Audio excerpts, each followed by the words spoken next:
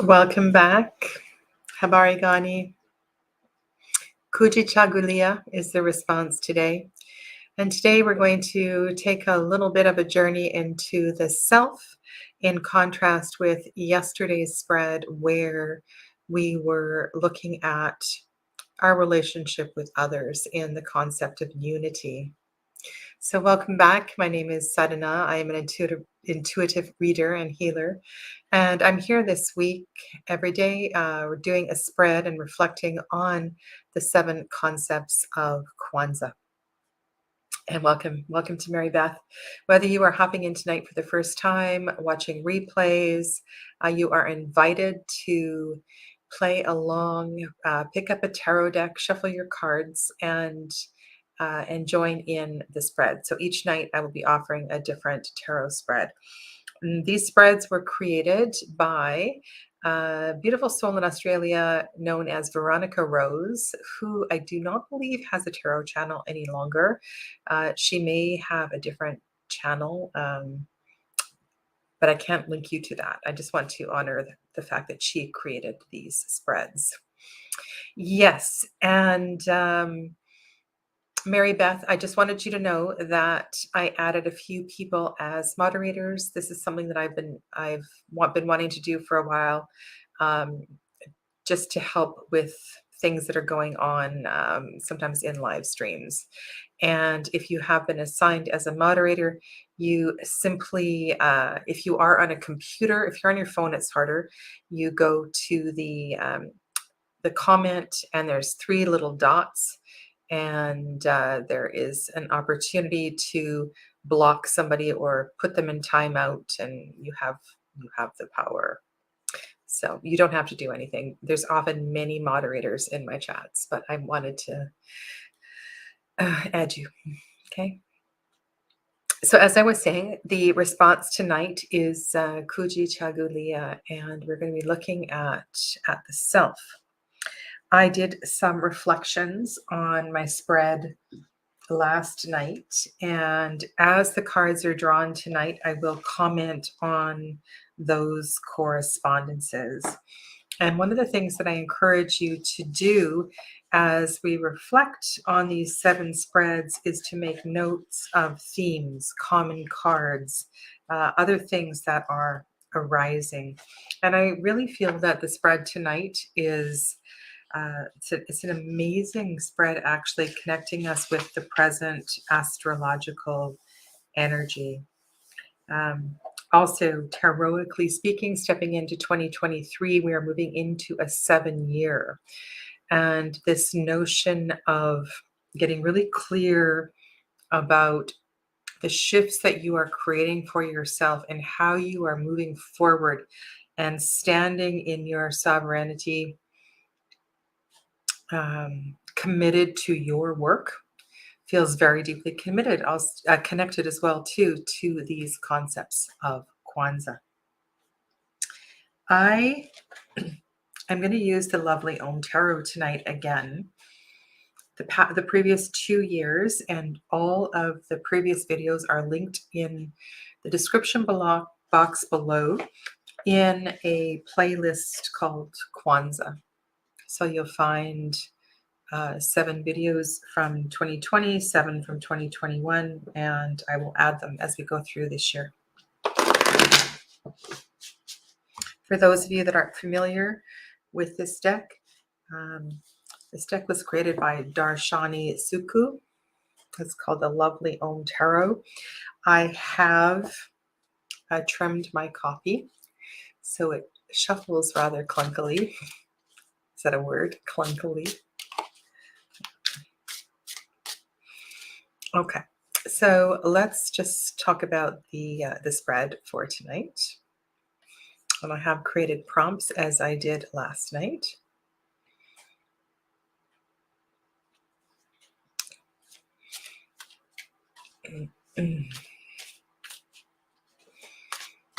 All right, so as we focus on the energy of Kujichagulia, you can also go down below where I posted the questions are the daily reflections.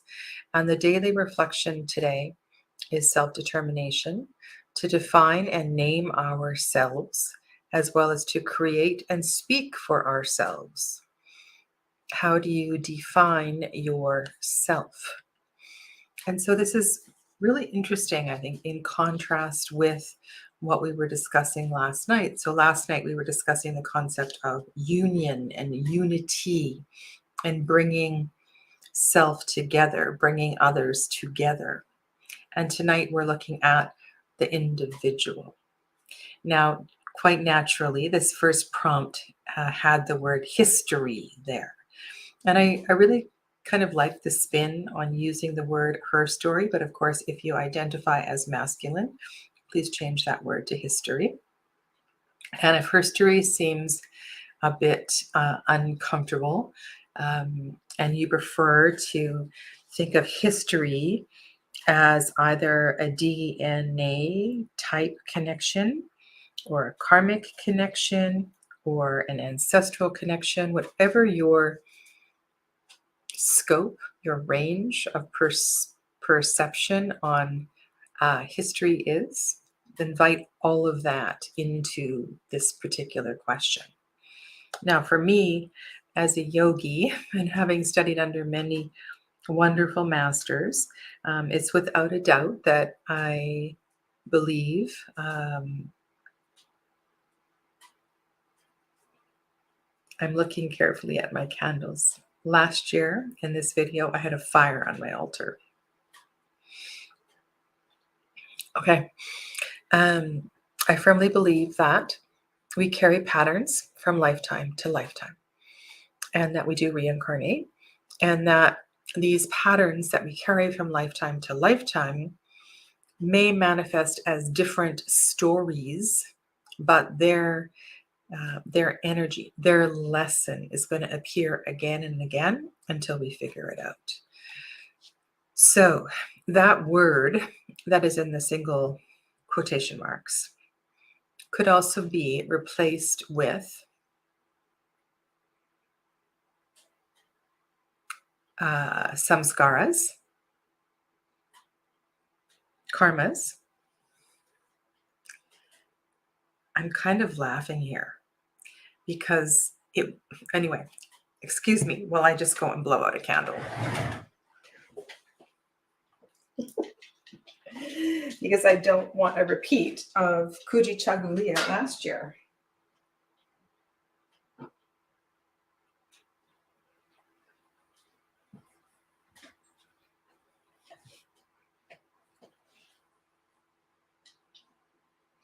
I suppose by the time December 27th rolls around, all the greenery on my altar, the bark, the pine cones, has become very dry, and I should be more careful. So that word, history, I really want you to expand your mind around what this is. And the fact that our patterns and our karma, our emotions lives in our DNA. And that there is this deep connection between how our story plays out in this lifetime and what is going on through any different way you want to look at your ancestral lineage. So go ahead and shuffle your cards. Welcome to Sarah. Welcome to Elegant Granny TV. And as you shuffle your cards, start to think about the most prominent history I carry with me. And I will be sharing with you my interpretations of my own spread. And please feel free, if you are joining along, to describe your cards in the live chat.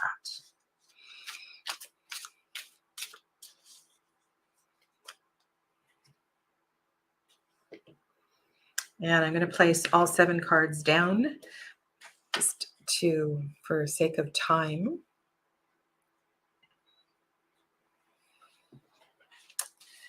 And so the spread, the layout tonight.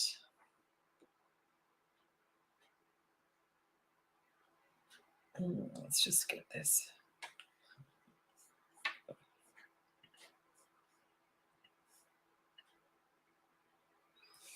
3 on the top, 4 on the bottom.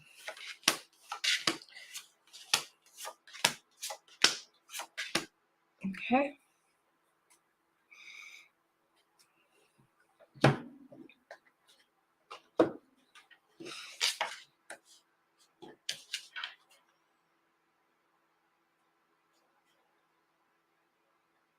Prince of Wands.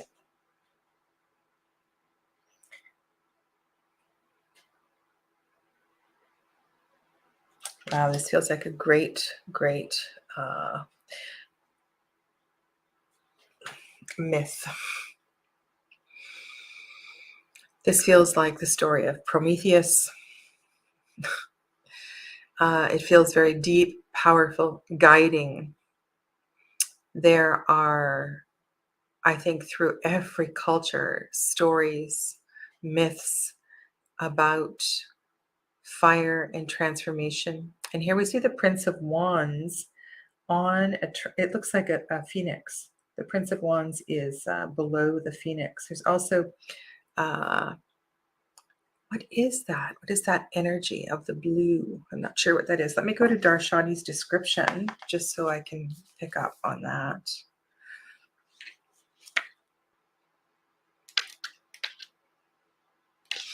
Sorry for this.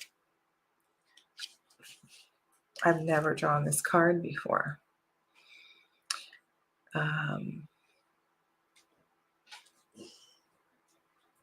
He has a desire to break free. This is interesting. Okay. The Prince of Wands is collecting his many fears and insecurities and offering them into the inner fires of transformation. The inner fires. Change requires sacrifice, and you must let go of something to make place for something new, to become powerful and bold. The Prince of Wands must sacrifice his shyness and insecurities. It is a great decision to change and restructure. Okay, so we're not looking at the myth there. Okay. So the story that you carry forward, rather than focusing on the story, look at the lesson in the card. So for me here, this is a lesson of transformation. This is a lesson also of pilgrimage and journey. The princes are out in the world, exploring the world, and therefore also exploring their inner world. There is a sense of there's a passion for life. So this, for me, actually is a story that I have done lots of past life readings and so forth. This is not a familiar theme, so this is going to be interesting how this all opens up. And so, as Mary Beth has done here, have a look at. Please share your cards and your interpretations, because I really think your interpretations can help others thinking outside of the box with their cards. Mary Beth says she has moved very far away from the beliefs and culture of her childhood. Okay. All right, let's go to the second prompt. And I also want to acknowledge Queen Osset, who was the one who got me going on this. And unfortunately, she is not well enough to be live on YouTube any longer. She will be posting on Instagram and perhaps may join one of these chats. This is a very powerful Nine of Swords. And the prompt is traditional foundations that inform me. Wow. So this takes me into a place of comfort with dreams, a comfort with portals and liminal space and other worlds. This Nine of Swords is quite magical. I don't know if you can really see what's going on here, but there's a portal that's opening up in the floor. I also have a favorite childhood story where some young children experience this in a playhouse. And The story is so well told, it almost feels as if it really happened. It's very Hezekiah's tarot-like, if you know that reference. So what I'm picking up on tonight is a sense of openness to spirit, uh, perhaps unaware to me. There, I'm not familiar with light workers, deeply spiritually connected beings in my family. So this is a bit of an eye opener. Okay. How I primarily define myself.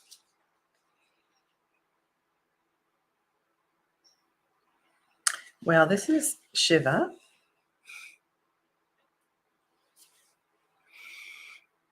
And it's interesting that Shiva is in the suit of discs. The suit of discs, of course, is the fourth.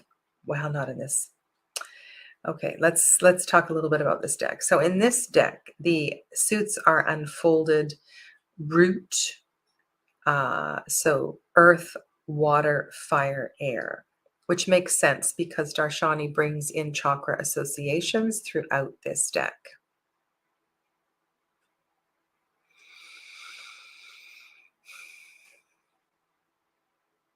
Which is a real flip from other tarot decks where the suit of pentacles is the fourth suit. So this is the foundational energy. So this is the foundational king.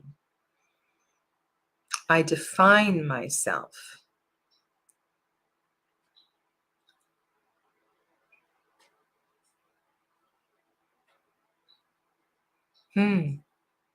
Wow.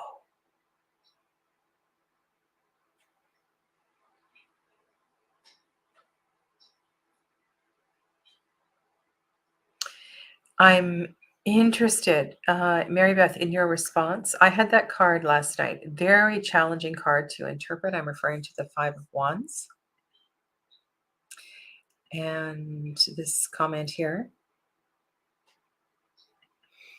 And so think about ways that you stir the pot for the greater good. How do I stir the pot for the greater good? How do I define myself? And I know you are triple Capricorn. So Five of Wands is a Leo card, right? The Five of Wands is first decan of Leo. Very interesting pull. You're going to have to sit with that one for a little bit. Similar energy, actually, for Sarah. There's an initiating fire quality here. Now, one of the things about these spreads that I want to remind you of is that these spreads can be quite confronting. They can ask a lot of you, take you down wormholes, deep rabbit holes. There seems to be a magic and a mystery with all of this. Ooh, and I want to make a note to myself. So last night, IJ, I believe her channel is IL, commented on the video last night, and she was using the Root Worker deck, the Hoodoo Tarot. And so I'm definitely going to pull that out and use that at least one night. I think that'd be a great deck for me to work with as well, too. All right, so let's go on to the fourth one. And I'm actually going to try to weave this together tonight. My inner authentic name. My inner authentic name.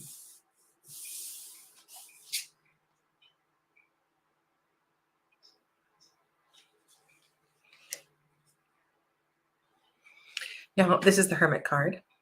For me, there is a deep connection between the third card and the fourth card. And this has to do with a journey that I took some years back, where I ended up, and by journey, I mean a shamanic journey. Hi, Vanj, welcome. Oh, and you're using Tarot of the She. Great.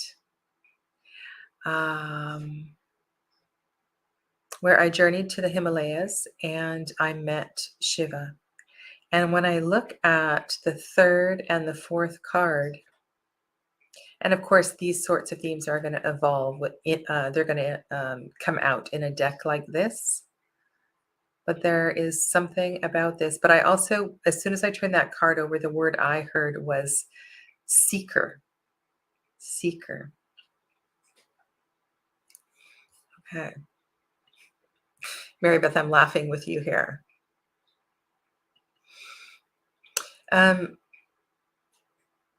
Seven of Cups. I wonder if as a little girl that you wandered into liminal space a little more easily than you do now. I wonder if there was a guide. I wonder if there was a stuffed animal. I wonder if there was a being in another dimension as a young child that you communicated with. I want to go back to other cards you have here. So you had 6 of Needles,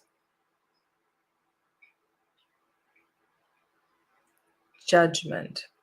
So there's a connection between the Judgment card and the 7 of Cups.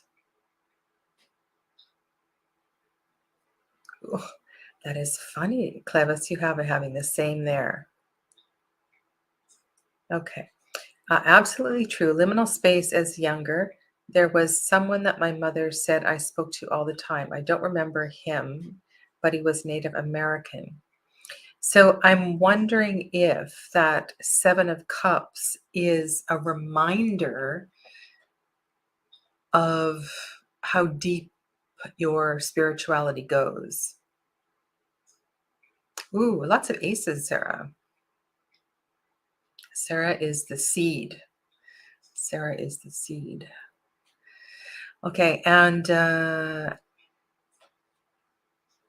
let's go to number 5.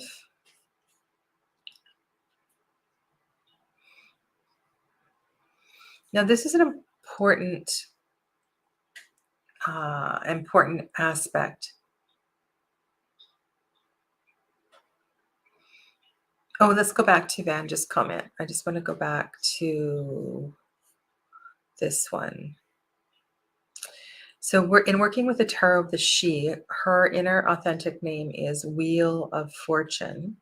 And then she goes on to say, in this depiction, it shows someone sharing a bowl of fruits, and totally agree. So this is someone who is open to change, open to the seasons, appreciates the seasons, really gets you probably in some way loved the change of the seasons or change itself.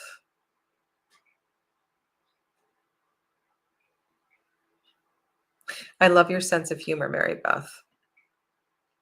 Okay, so number 5, how I create for myself.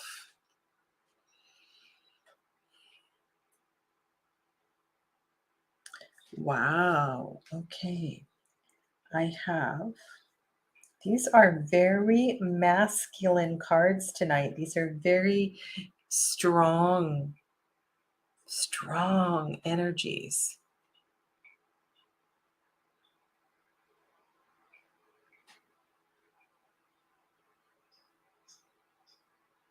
I don't think I've ever had a reading like this for myself. Now the 4, like the Emperor in this deck is Lord Rama.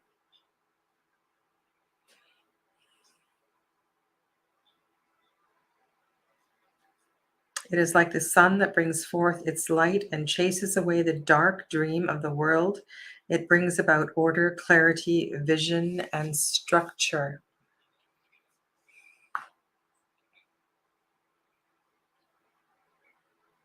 And I understand that in a way, that it is through the, I'll use the word sadhanas, right? The disciplines, the practices that I have oriented myself towards, that I have manifested and grown into this version of myself that you see before you now. So look back at the first 5 cards and think about this as your whole self. Are there connections between the cards, among the cards?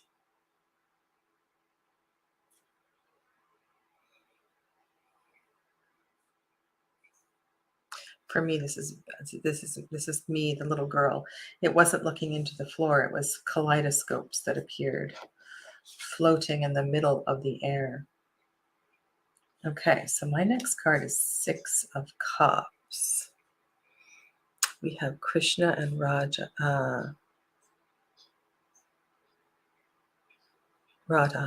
Krishna and Radha. All right, so the next one is how I speak for myself. How I speak for myself.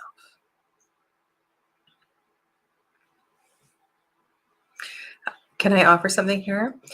I speak for myself through, and then describe your card. I speak for myself through love. I speak for myself through the frequency of the heart chakra.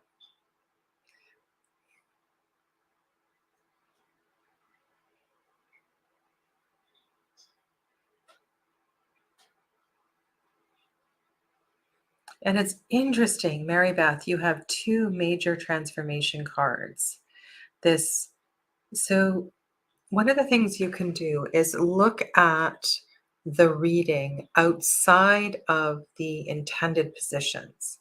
And there's something kind of striking here in that judgment. You had a 6 of Swords, a Judgment, and a World card. Those 3 are coming to mind.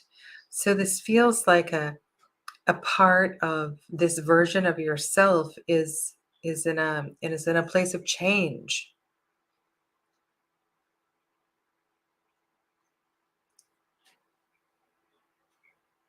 Nice, Clevis. And isn't that true? Isn't that true? You also provide, I want to say, inspiration for others as well, too.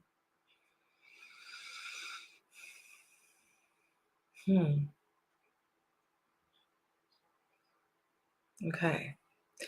Big picture here, right? Big picture is really important. And as we're doing these kinds of deep spreads, I think the layers will reveal themselves over days or weeks. And if you're planning to do all 7 spreads with me, I suggest that you take a photo of each of your spreads, and so that you can come back to them.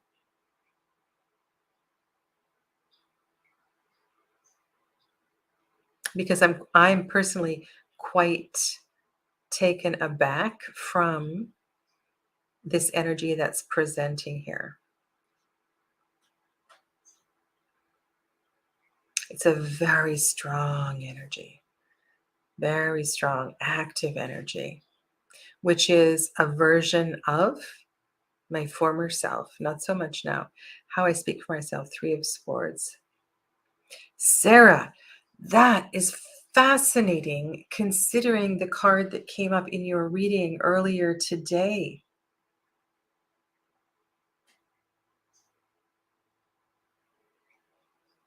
Well, sometimes sleep is more important, Clevis, right? Yeah. So, Sarah, sit with the reading from earlier in terms of this particular card, because that's significant. Okay. Number 7.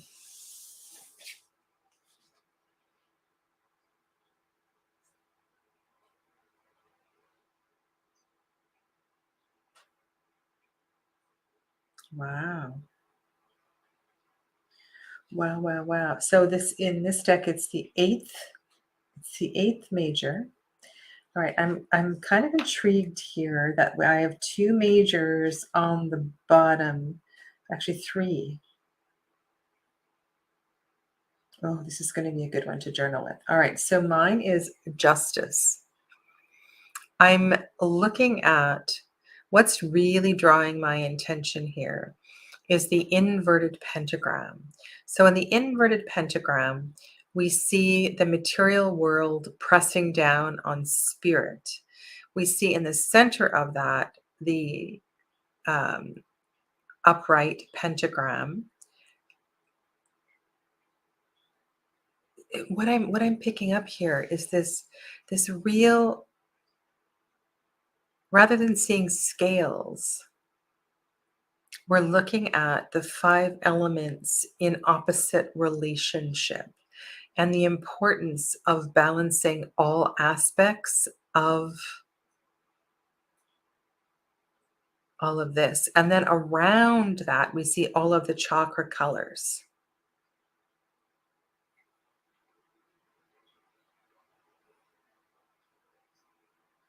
My highest aspiration is justice.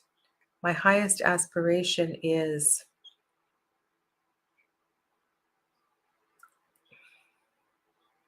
the evolution of karma, the discernment of karma,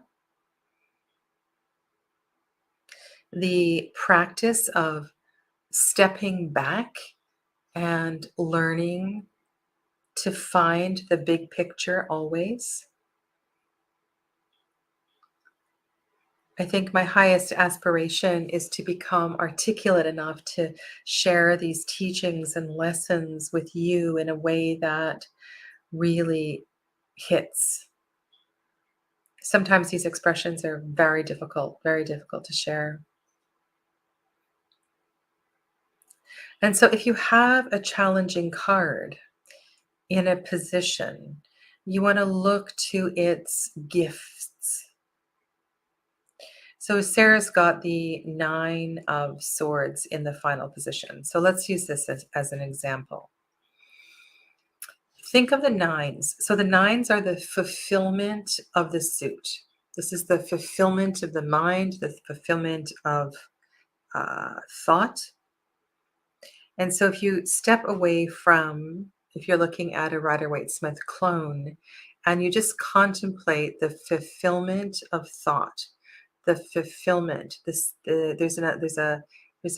a complete energy here, but it's not the end. And one of the things that one amazing aha moment I had with the 9 of Swords was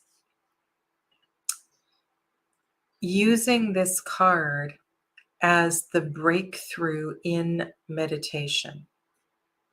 So that if I were to sit one moment longer, I would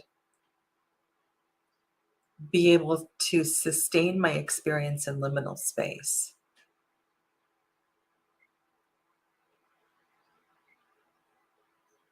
I think there is something about the 9 of Swords that we miss.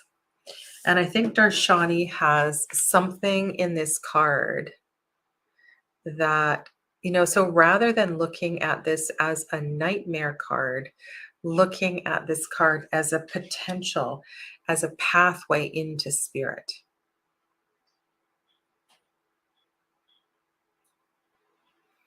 And then let's go to Evangelina. Warrior 4.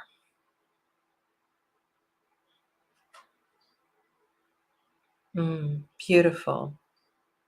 Beautiful. The colors in that deck are so beautiful.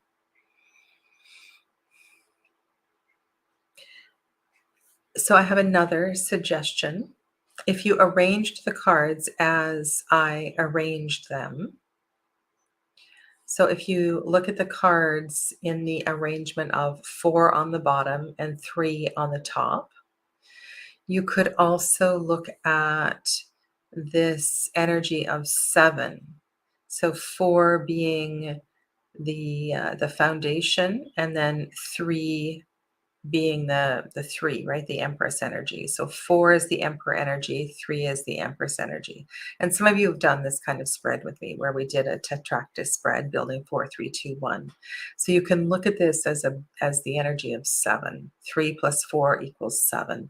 Creativity plus foundation equals magic. Or you find your other synonyms for that, because that works. That works. That might also have another layer of insight into this spread for you. Okay. So I want to just honor Kwanzaa itself. These spreads are really beautiful, and I think the word for the day, today's word is Kujichagulia, carries a lot of important energy. And I also want to go back and thank Dr. Karengi. And I believe there was a group of people at California State University in the 60s that came up with these concepts for bringing uh, cohesiveness, connection, meaning, and inspiration to Black communities in America. And the way that these concepts have evolved and touched people all over the world is really quite extraordinary. I really enjoyed the article that Amanda posted today in my Facebook group. If you're not a member of the Facebook group, you can join at any point. I believe there's a link down below as well too. And this was a really interesting piece of history that talked about the connection of the Celts in Europe with races from the African continent. And it was a fascinating read. I actually want to go back and read it again and explore some of it a little bit more. Beautiful artwork as well too. So Amanda Swan, not Amanda Swan. Yes. Amanda Collins. No, your name, your name is Swan. Her name is Swan Spirit on YouTube. So I'm going to call her Amanda Swan. Thank you for that. That was a really beautiful article. So if you have anything to share, please do so. My Facebook page. That would be a great place to carry on this conversation. I will be back tomorrow night for the third spread. And the theme for tomorrow night, if you are thinking about tarot decks and a deck that is related to the theme, tomorrow night's theme is collective work and responsibility, building community. And so, first day is about unity. The second day is about self. The third day is about community. And so what you might want to do is pull the community card from day 1 and put that on the table as a significator. And then get your deck ready for tomorrow night. Okay? Thank you so much for being here. Bright blessings to you all, and namaste.